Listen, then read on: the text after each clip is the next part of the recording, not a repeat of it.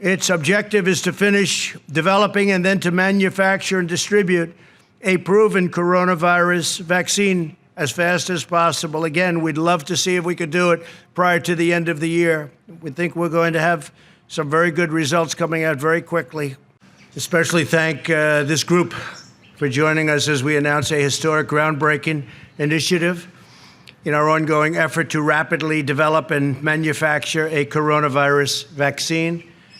We're joined by Secretary Stephen Mnuchin, Secretary Mark Esper, Secretary Alex Azar, Chairman of the Joint Chiefs of Staff, General Mark Milley, FDA Director Dr. Stephen Hahn, Director of the National Institute of Health, Dr. Francis Collins, Dr. Fauci, Dr. Birx. We're joined by a very terrific group of professionals. Tomorrow will mark 30 days since we released the White House guidelines for a safe and phased opening of America. That's what we're doing. It's the opening of America. We're going to have an amazing year next year. We're going to have a great transition into the fourth quarter. As of this morning, almost every state has taken steps to begin reopening, and the American people are doing an extraordinary job of continuing to take precautions while at the same time wanting to start, and they will be starting to resume their American way of life. We will be reigniting our economic engines. We're going to be taking care of our most vulnerable, which are our senior citizens and some others. We're going to be working very, very hard on our senior citizens and our nursing homes and various communities to support those that are struggling in this very difficult time. Others don't have the same kind of struggle. For example, today, Secretary Perdue, together with Ivanka Trump, launched the Farmers and Families Food Box Program, which will provide $3 billion to help small farmers.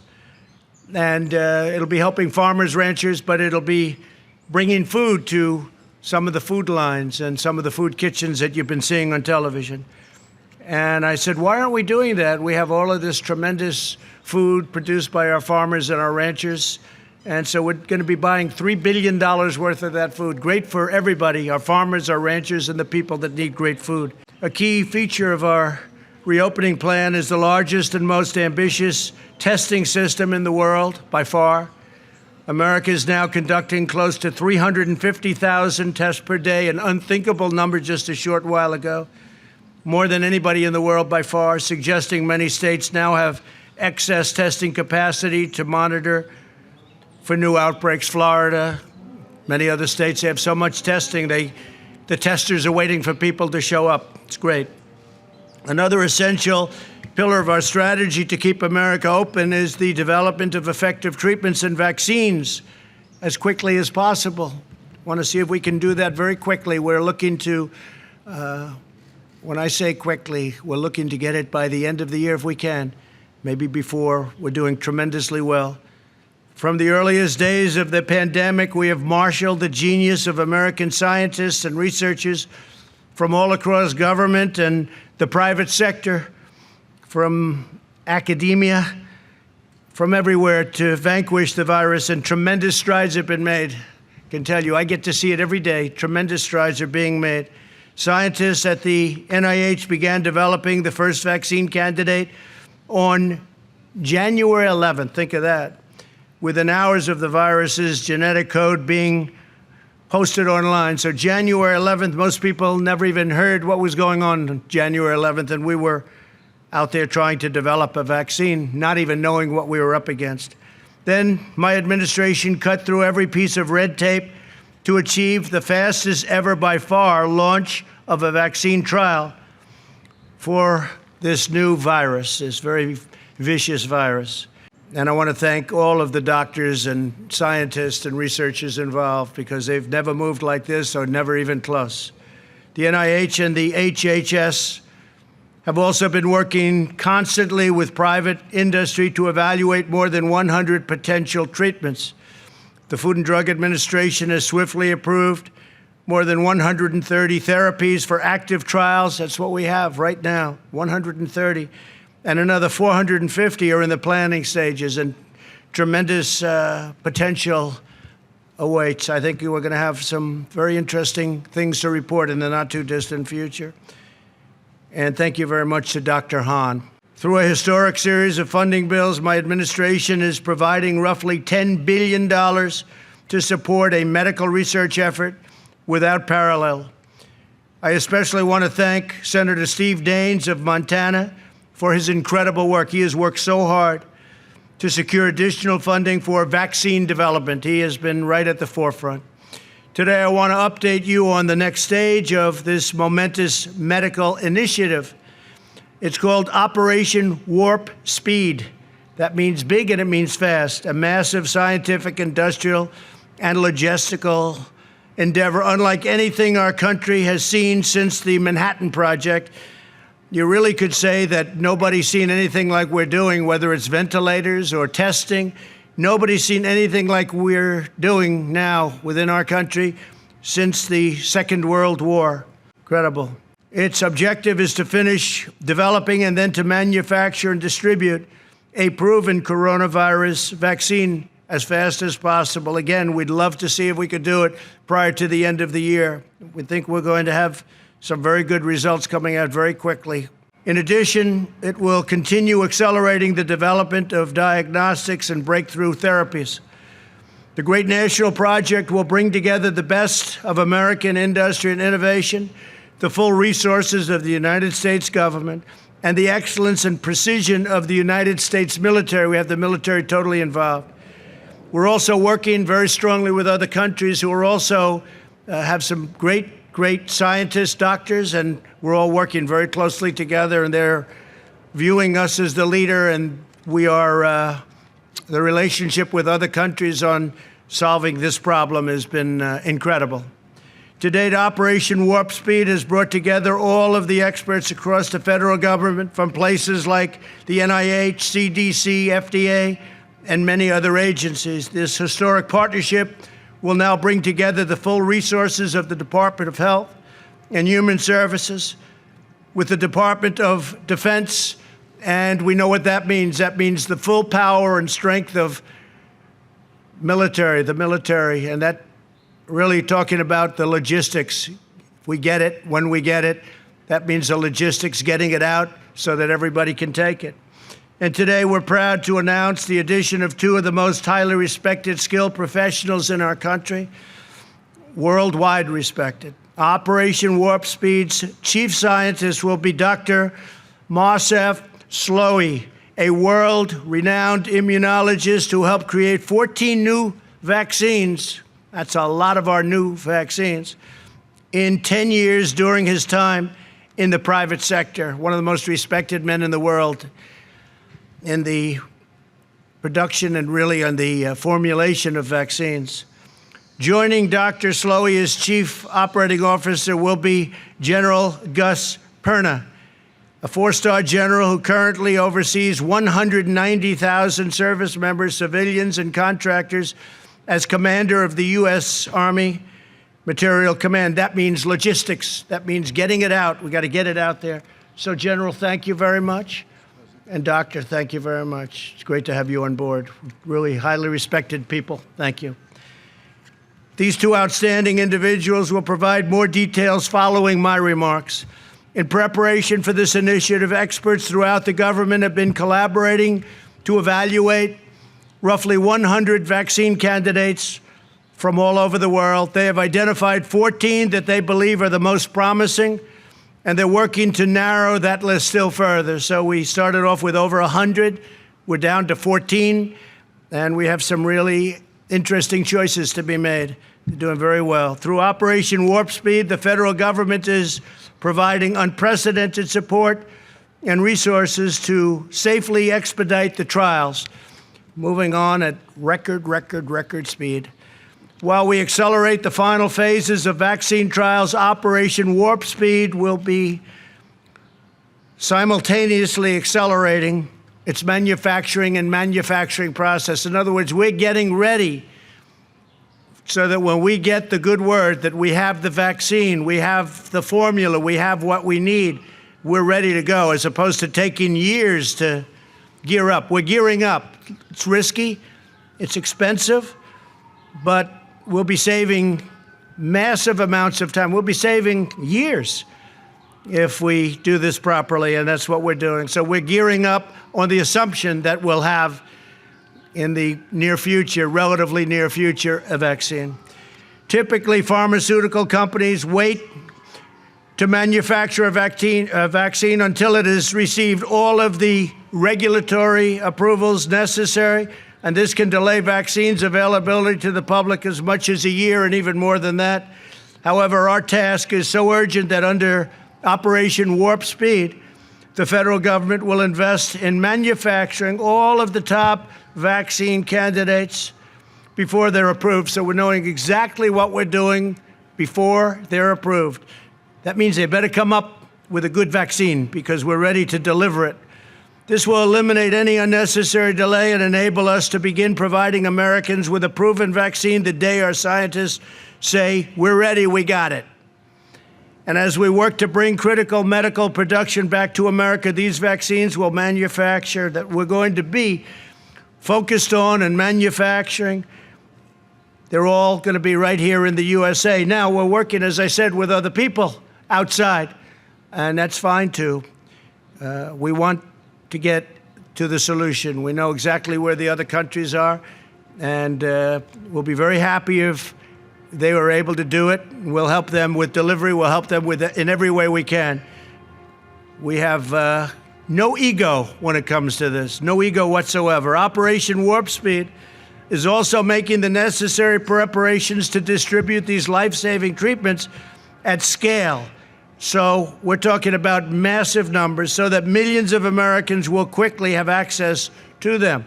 This includes ramping up production of supplies needed for distribution. And I have to say, we're also very, very much involved in other things other than the vaccine. If you take a look at what we're doing beyond vaccines, it's going to be very interesting, and we may talk about that in a little while. But this includes ramping up production of supplies needed for distribution, such as cold chain storage, glass vials, needles, syringes, and more. We'll have everything right on hand, ready to go. When a vaccine is ready, the U.S. government will deploy every plane, truck, and soldier required to help distribute it to the American people as quickly as possible. America is blessed to have the most brilliant, talented doctors and researchers anywhere in the world. We have the mightiest military by far in the world. Our military is completely rebuilt.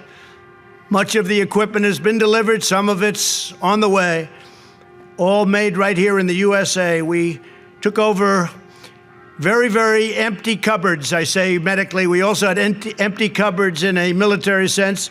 Our military was in sad shape. It was depleted. We now have the strongest military the United States has ever had by far and the best equipment. And you hear that outside, that beautiful sound. Those are truckers that are with us all the way. They're protesting in favor of President Trump as opposed to against. There's hundreds of trucks out there, and that's the sign of love, not the sign of your typical protest. So I want to thank our great truckers. They like me and I like them. We're working on something together. But we have the mightiest, and they'll be helping us with this, by the way, speaking of truckers. We have the mightiest military in the long history of humankind. We have the best and most devoted workers ever to walk the face of the earth.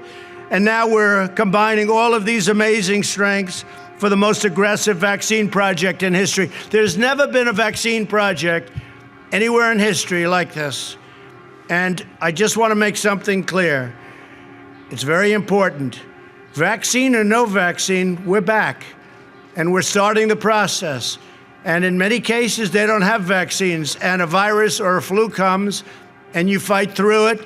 We haven't seen anything like this in 100 and some odd years, 1917.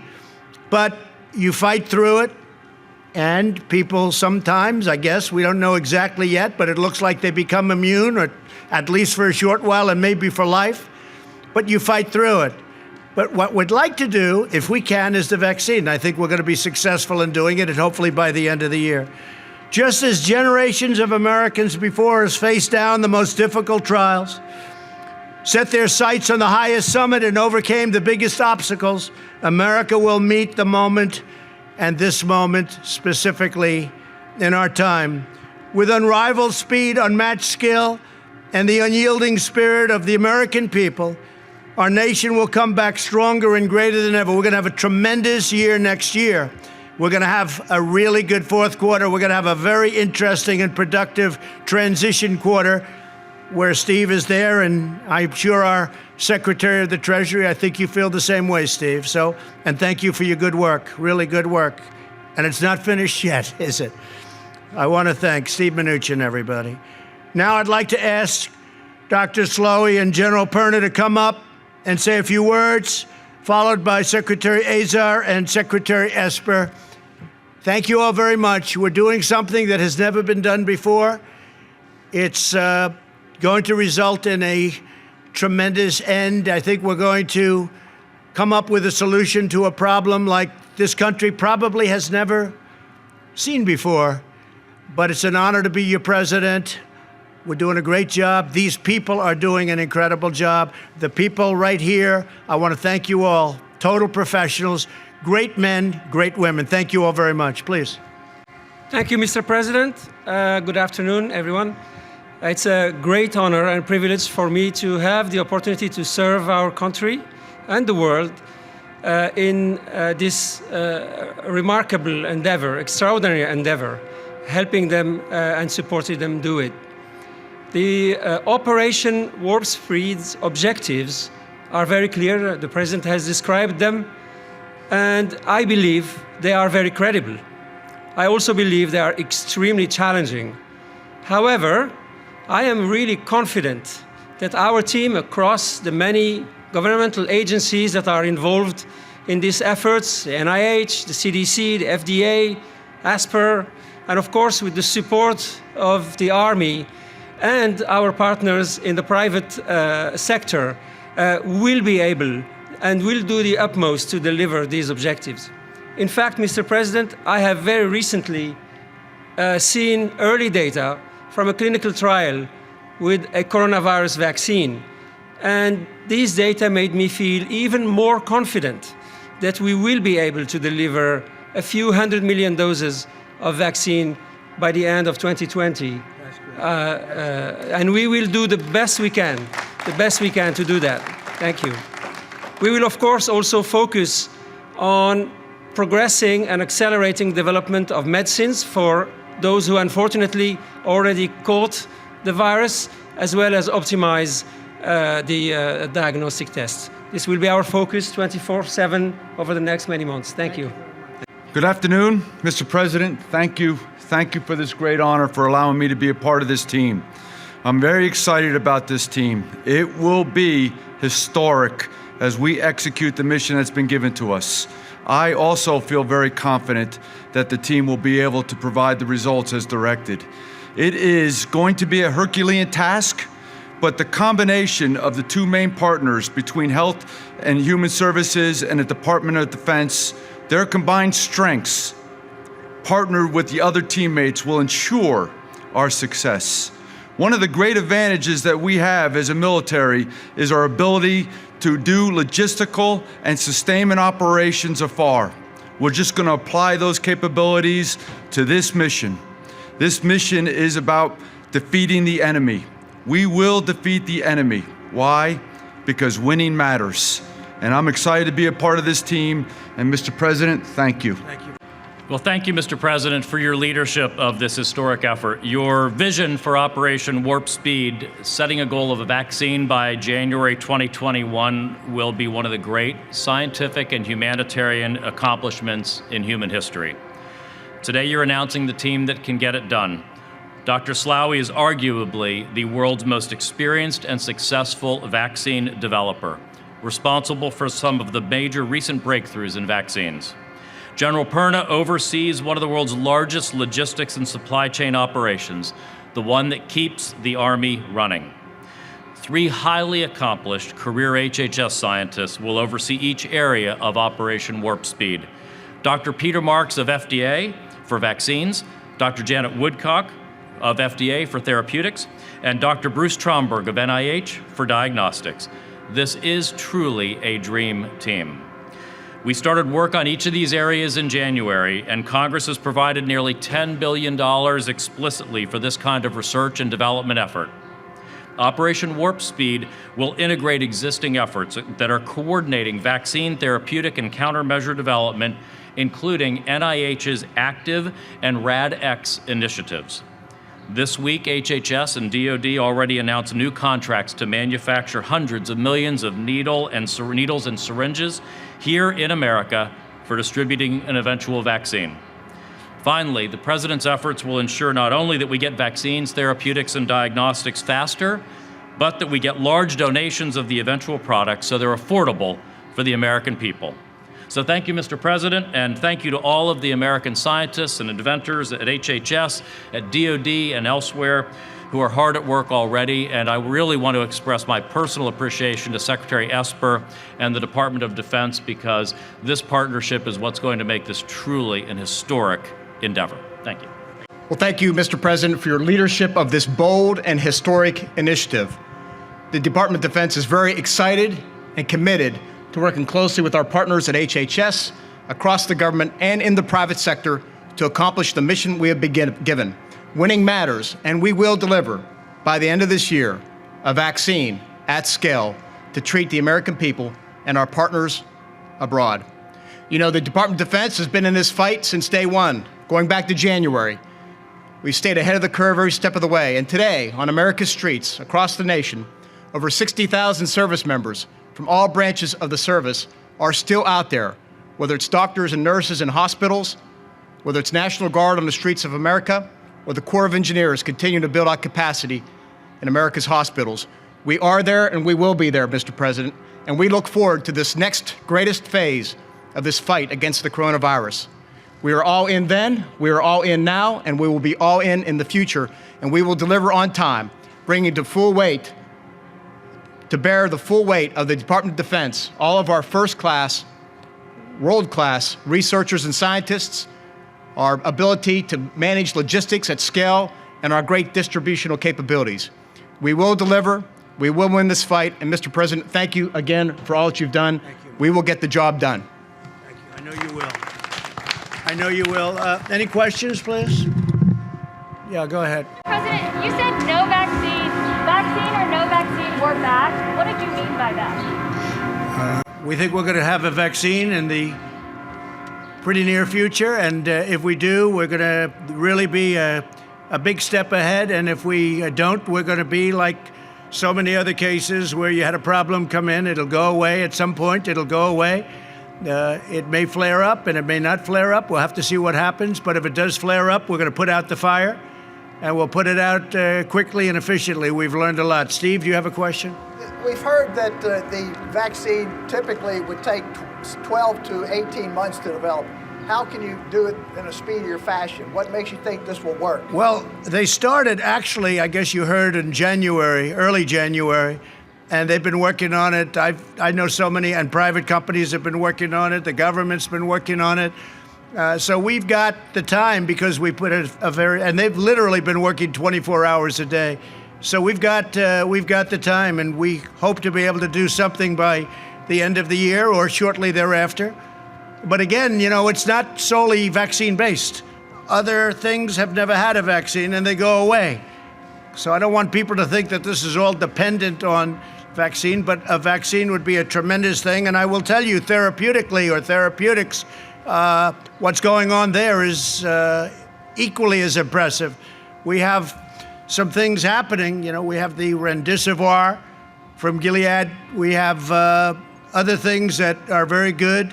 I think that a lot is happening therapeutically. I can't say that it's, relatively speaking, equal to what's going on with vaccines, but I think it's doing very well, very well. So therapeutics are a big factor. Yeah, please. Is there a global competition to develop this vaccine? Like, if France develops it first, will they share it with us? Yeah, and we have that very well worked out. Whoever gets it is going to be very proud to give it and develop it. They've developed it, and we'll see what happens. We've got countries that are allies we have some countries, frankly, that aren't allies, where we're working very closely together. So we're working together with many different countries. And again, we have no ego. We have no ego. Whoever gets it, we think it's great. We're going to work with them. They're going to work with us. Likewise, if we get it, we're going to be working with them. So it's very important. It's a very good question, actually. Yeah, please. Mr. President, what do you say to those business owners and other people who are really questioning the guidance that the CDC put out last night? There was a concern that it would be overly prescriptive. Now there's a concern it's not prescriptive enough. What are business owners to do? Well, I thought the guidance was very good. I've heard very good reviews on the guidance. And, you know, the media will never be satisfied. If we gave you more description, that would be no good. If we gave you less, that would be no good. But I thought it was very good, and I've heard a lot of good things. Go ahead, please, Green. President, do you have a problem or any concerns? Do you have any concerns about the Abbott tests, given some of the new numbers that have come out? No, Abbott's a great. It's a great test. It's a very quick test, and it can always be very rapidly double-checked. If you're testing positive or negative, it can always be double-checked. But it's a very good test. It's very portable, very quick. Okay. And then what happens if China is the country that develops the vaccine? What happens if it's China? Will the U.S. still have access to that vaccine? I would say the answer to that would be yes. I would say the answer would be yes. Yes, go ahead, please. Hi, do you mean a fully approved vaccine for everyone? Excuse me, you're going to have to remove it. You can't hear through your... Do you mean a fully approved vaccine for the entire general public or a partially approved vaccine for emergency use? What did she say? Fully approved vaccine or not? Or just Near the mic. You want me to? Sorry, let me repeat that. Now I'm closer to the mic. Do you mean a fully approved vaccine for everyone, the full public, or a partially approved vaccine with emergency use? No, we're looking for a full vaccine for everyone that wants to get it. Not everybody's going to want to get it. But we're looking at a full vaccine. Is that a correct statement? Yeah, we'll. Please. So the answer is yes. We're working for a fully approved vaccine, but we'll also use the tools we have, for instance, emergency use authorization as appropriate. We use all of our regulatory tools to bring vaccine available for the entire American population by January. Okay, and then Mr. President, could you just clarify, why are some of you wearing a mask and why are some of you not wearing a mask? We've all been tested. I've been tested. We've all been tested, and we're quite a distance away, and we're outdoors. So I gave them the option. They could wear it or not. So you can blame it on me, but I gave them the option. We could wear it or not. Yeah, please. Would a U.S. vaccine be available to the rest of the world at an affordable rate, at a low cost? The last thing anybody's looking for is profit in terms of what we're doing. Every company, they want to get it out. We've had that. We've had a great experience on Remdesivir. We've had a great experience on everything we've done. People are looking to come up with the answer. They're not looking in, typically they're saying, oh, how much am I going to make? How much? They really have been. There's been a great spirit on this. They want to get to the bottom of it, and I think we'll be able to do that. Mr. President, the Indian American community is appreciating your help in fighting the vaccine coronavirus. What is your message to those 4 million Indian Americans here? So India has been so great, and as you know, your prime minister has been a very good friend of mine. I just got back a short while ago from India recently, and we're working very much with India too. And we have a tremendous Indian population in the United States, and many of the people that you're talking about are working on the vaccine too. Great scientists and researchers. Yeah, we're working very closely also with India. Correct. And say hello to your prime minister. Yeah, please, go ahead. Thank you, Mr. President. What steps, if any, is your administration taking to ensure that the communities and the states that are hardest hit will have first access to the vaccine?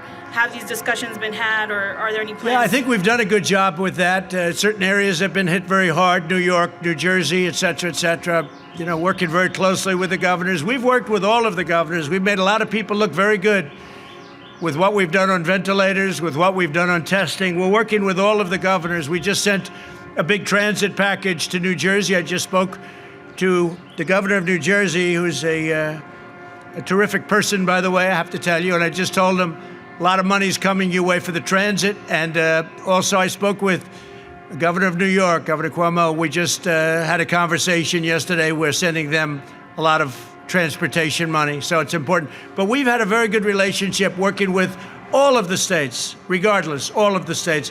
And if we do get fortunate enough, and I think we're skilled enough, but fortunate enough to have a vaccine, it'll get out fairly and quickly. Do you foresee that states that are hardest hit will have first dibs? So will like New York and New Jersey have? I think that makes sense, perhaps. Perhaps it does. But, I would say probably. But I think they're all going to get well distributed. If you remember where we started, we had no ventilators. We had to make them. And we became a very major manufacturer of ventilators. Now we're helping countries all over the world with ventilators. We're sending them to many countries all over the world. When we started, we didn't have ventilators. I inherited nothing. I inherited practically nothing from the previous administration, unfortunately. Yeah, go ahead. Mr. President, it's been 3 months since you signed the China trade deal.